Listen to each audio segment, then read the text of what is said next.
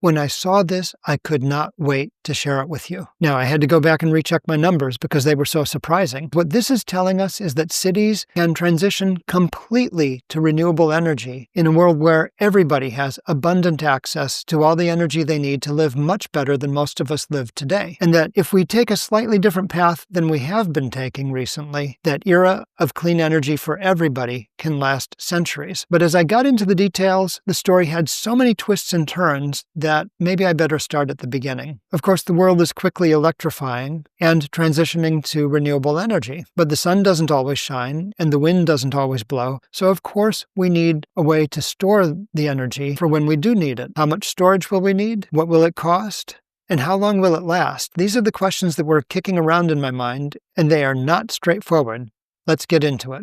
Welcome to Edenicity, Best Practices for Sustainably Abundant Cities. Now, this first question, how much energy do we need, is not a now question. This is a question about where we think we're going. So let's look at global growth. We'll start with today's situation where we have a very unequal world where many of us live in detached houses, which I'm calling the suburban model. We still get around mainly in gas-powered cars, and about 5% of the energy that we use is renewable. Now, by 2050, if nothing much changes, we'll still live in an unequal world. There will be a few more hybrids and maybe a few more electric cars on the road. Renewables will double, and the amount of energy storage that we need will increase 20-fold. This comes straight from the U.S. Energy Information Agency, which figures that the world energy use is going to track population more or less, and that renewables will only grow slightly by 2050. As you can see, they're not expecting very much change. And the cost of this scenario is basically the cost of buying fossil fuels and building new fossil fuel power plants. But what if we went all in on renewables? Now, I need to give you a trigger warning for this next slide, because even though it comes from a report that was written just 2 years ago, it's very rightly associated with an incredibly destructive personality who has caused a lot of harm in a very short amount of time in this world. But the report itself, as near as I can tell, was written by a team of people who believed in what they were doing and had the skills to paint at least a broad brush picture of what it would take to transition completely into renewable energy worldwide by 2050. I'm referring, of course, to the Tesla Master Plan published in 2023. I know, deep breath. I'm furious at Elon too. Here's the report itself,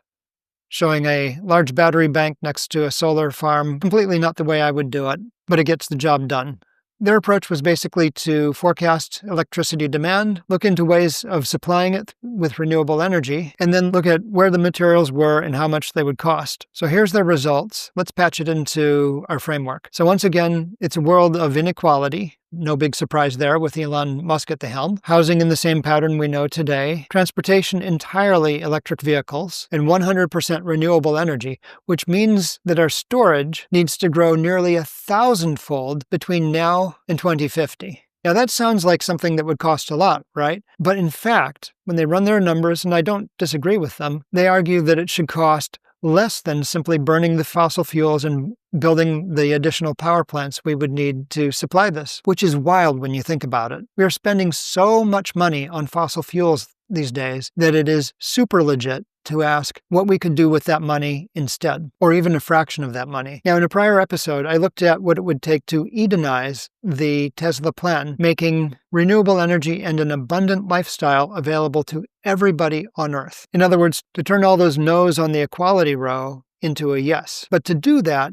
we need to really understand what we're getting ourselves into with energy equality. So in this chart, you can see that in 2023, when the Tesla report was written, the world population was 8.1 billion people, which was 24 times the population of the United States. The worldwide power consumption was 21 terawatts, which was 6 times that of the United States. In other words, the United States was consuming much more than an equal share. No big surprise. Now, according to the United Nations and the World Bank and a few other places, the world population is expected to expand modestly to 9.6 billion by 2050. Just to put it in perspective, when I was born, the world population was 3.5 billion. So this is a huge slowdown. That population in 2050 works out to 27 times the United States population. Now, according to the Energy Information Agency, our energy use is only going to increase 50%, as you can see here, from 21 terawatts to 30 terawatts. This is the status quo, and it's a really big problem, because if we stick with fossil fuels, we'll be increasing the carbon in the atmosphere 50% faster by 2050. and it's already a catastrophe with ice caps melting. I mean, here in Honolulu, I live among a wide variety of neighbors, including many climate refugees from low-lying islands that are quickly being inundated by rising sea levels. So I was genuinely shocked to see that the U.S. Energy Information Agency was predicting no substantial changes in our energy production and a huge increase in energy consumption. So basically this terrible climate scenario. But what if we also plug in energy equality? What would that look like? With a world population 27 times larger than the U.S., the world would need to consume 27 times the energy that the U.S. consumes. That works out to a number that is 7 times larger than it is today in just 25 years. And I know that there are many people out there who would say, well, this is an argument against equality. And I'm sorry, I just can't do it. As a designer, I have to try to reconcile the irreconcilable and bring things together, make things work when it seems there's just no way. So the way I did this with Edenicity was by going to 100% renewable energy and increasing energy efficiency substantially. So we're bringing down the total power consumption by a factor of 2, but we're giving everybody equal access to energy, and we're making it really high quality. So let's go back to that previous chart and see how that looks in detail. Now we've got full equality. The housing and transit situation looks very much like this street pictured here. The housing is urban. The transportation is rail and active transit. That's walking, bicycling, skating, 100% renewable energy. Now, the cost of transitioning to this,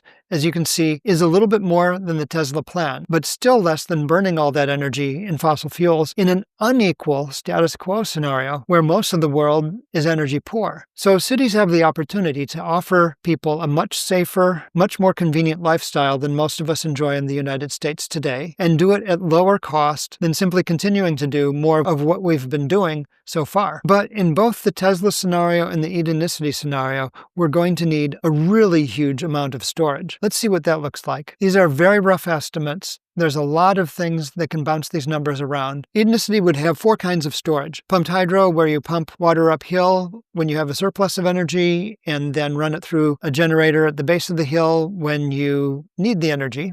The number here, 4 terawatt hours of storage, is about 2.5 times the existing storage in the world, and there's plenty of capacity, as I pointed out in a prior episode. Hydrogen gas storage, and Edenicity would need a whole lot more of it than the Tesla report, because with Edenicity, we would create a lot more synthetic fuels from atmospheric carbon dioxide and stored hydrogen, because in Edenicity, we have a lot more people enjoying things like air travel. Remember, this is still carbon neutral. Thermal energy storage, comparable to what Tesla had, and then battery storage. Now, I know many viewers are aware of all sorts of other energy technologies and storage technologies that are on the horizon, and these are all very exciting, but they don't really exist yet.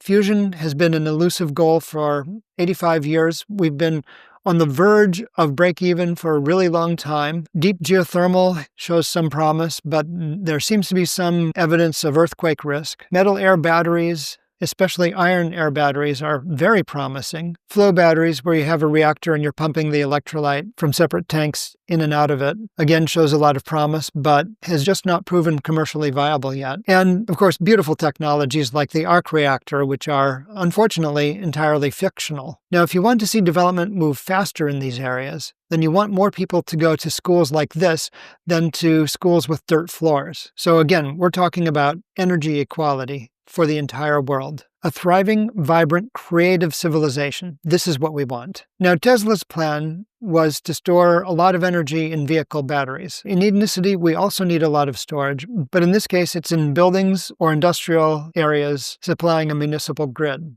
And the reason for this is that in Edenicity, we've gone car-free, except for a very small number of service and emergency vehicles that all combined need only a tiny fraction of the energy storage. Most of our transportation would be in the form of trams with overhead electric and little to no need for onboard batteries at all.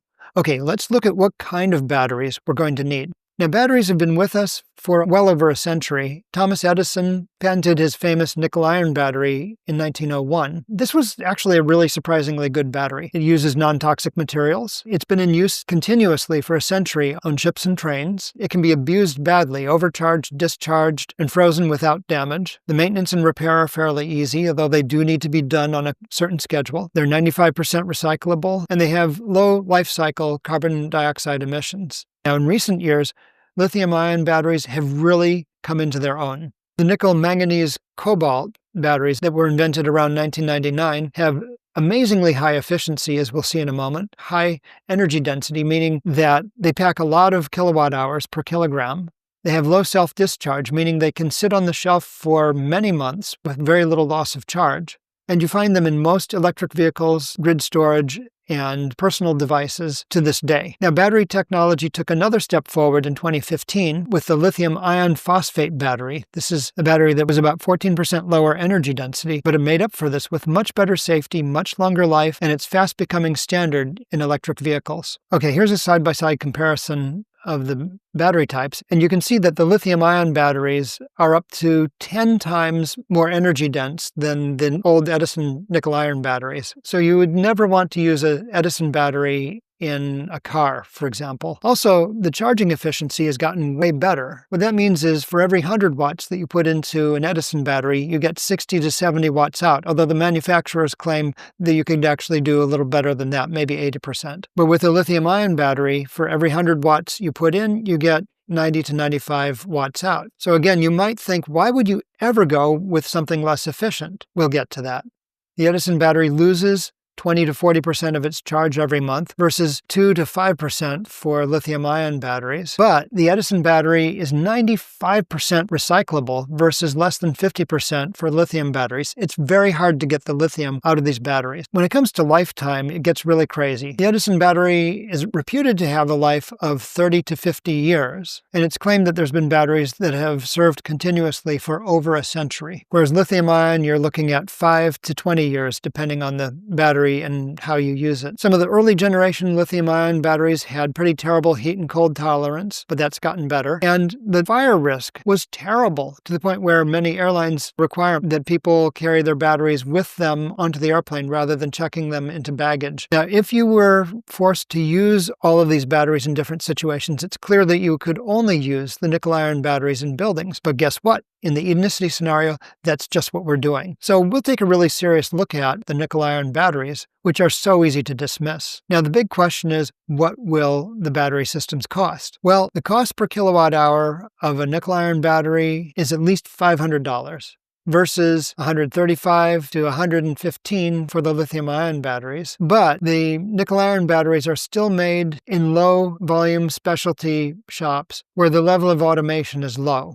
With automation and lots of recycling, there doesn't seem to be a big reason why that number couldn't come down to something like $150, especially given the fact that lithium-ion batteries used to cost upwards of $400 per kilowatt hour just a few years ago, before production scaled up. But that's just the cost at purchase. What really matters for municipal storage, for storage at scale, is the life cycle cost, because you're going to depend on that resource for decades or generations in the future. So over a 50-year period of time, you'd use one nickel-iron battery, 5 NMC batteries, or 2.5 LFP batteries. So even though that NMC battery costs you just $135, you're going to have to replace it 4 more times, and that adds up to $675. The LFP battery, it's going to add up to, I think eventually the costs are going to get down around $100 retail. And with 2.5 changes, that battery is going to cost you $250 versus $197 for the nickel-iron battery. Why $197? Well, because every 8 years or so, you need to change the electrolytes,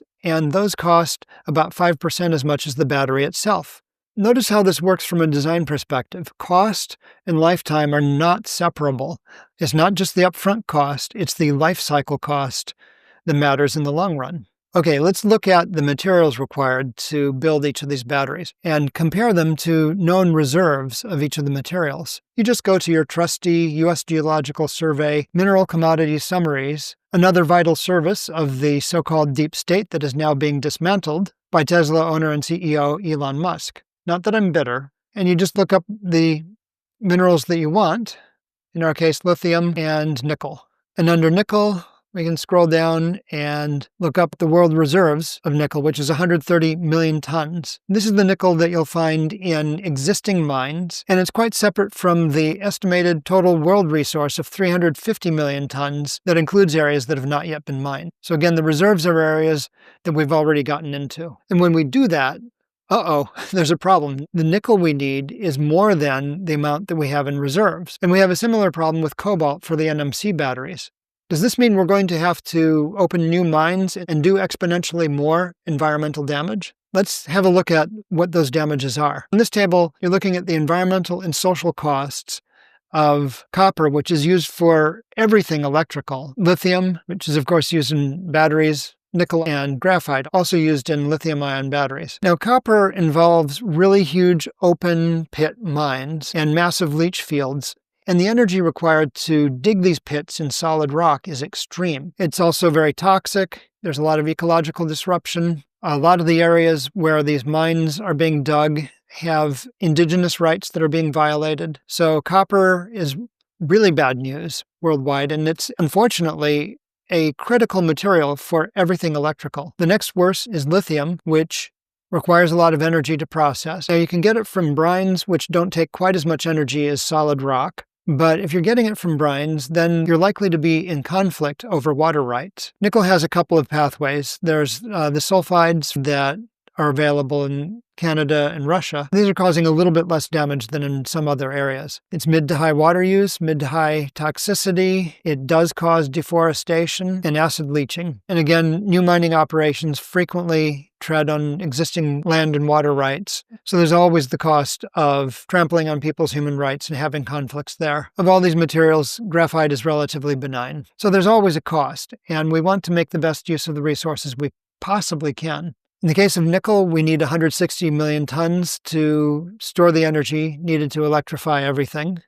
There's only 130 million tons in the reserves, but existing waste streams provide 1 to 2 million tons through recycling every year. Times 25 years, that adds 50 million tons. So that already gets us over the number that we need. But in addition, if we transition from a car-based society to a car-free society, that frees up nearly 1.6 billion vehicles. Most cars have somewhere between 10 and 15 kilograms of nickel in their frame, body, and engine block. But electric vehicles, at least up through 2020, 2021, and the high-performance sporty vehicles through to the present day, have something like 30 to 50 kilograms of nickel. Now, we multiply that by a reasonable level of recycling, about 70%. So we take kind of a sweeping average of those numbers. We have about 17 million tons of nickel locked up in vehicles between now and 2050. And when you add it all up, hey, we have more than enough. Now, you're probably thinking now, wait a minute, don't we also need to use the nickel for things like stainless steel? Absolutely, of course. Spoiler alert, we're going to want a combined scheme where we use several different kinds of batteries in the end. But we'll get to that in a moment. But the point is, we now know enough to answer the question, how long will these resources last? So I did the math here, and this is where I just about fell out of my chair, because the end result is that the lithium resources will last us about 40 years, and the nickel resources, if we do nothing else but make batteries out of them, will last us for 250 years. And together that gives us a lot of time to mature those quasi-fictional technologies and to get a lot better at conservation, energy efficiency, and permaculture. This is with full energy equality. If we didn't have that, then our time horizons are 180 years and 1,500 years. And just sit with that for a moment. How does that make you feel? I know there's a certain number of people who might say, well, yeah, I mean, if just a few of us enjoy the benefits, then we can last longer. But would it really? Because it would also engender 180 to 1,500 years of constant conflicts throughout the world. And it's not like you can keep technology a secret. People will find ways to use new technologies and get the energy they need. So consider the possibility that it's better if we help each other on a global scale, starting in cities. Here's a sample strategy within a city. You would overbuild the solar and wind energy resources. Now, wind and solar are not available in the same amounts, hour to hour, day to day, season to season, although fortunately they do to some extent trade off against one another. So the general strategy, and this is going to vary a lot by climate, is to have building and district scale thermal storage for seasonal cycling. So pictured here is a typical building in Edenicity. And of course, we would need a real architect to come up with a decent looking facade. But in this typical building, you've got rooftop wind and solar energy. You're cycling air through that greenhouse and maybe into an underground thermal reservoir, which gives you seasonal heating and cooling capacity. You have nickel iron storage, probably in a basement, depending on climate, for daily energy cycling. This takes the energy that you gained in the day in this Tesla graph that appears in yellow, and then makes it available to you at night through this red area here, the thermal storage. You have a municipal scale lithium-ion battery bank for sporadic shortfalls and surges. And then you take the curtailed power. What do I mean by curtailed power? That is this power down here. And this is the power that is coming in from the sun and from the wind that is more than you can store in your thermal, your nickel iron, and your lithium-ion systems. And in Edenicity, what you would do with that is put that directly into synthetic fuels. And again, this is carbon neutral because it's pulling carbon dioxide out of the atmosphere. And of course, you would want to have this all built into a circular economy where recycling is built in. This is just like having deposits on bottles and cans, but at a much larger scale, where these agreements have been worked out in advance that at the end of life, your resources come back and get recycled. Anyway, it's exciting to think that we could have such a long and affordable future with renewable energy for everybody on Earth for less than the cost of simply burning fossil fuels. And it's a future that I hope we can all help make possible. Speaking of help, thank you so much to the patrons for making this work possible. And if you're curious how all of the pieces of Edenicity fit together, check out the land use concept from the link in the description below. While you're there, be sure to leave a like and subscribe so you don't miss out on more nerdy deep dives like this. And here's the video that I did earlier. Take care, stay green, see you next time.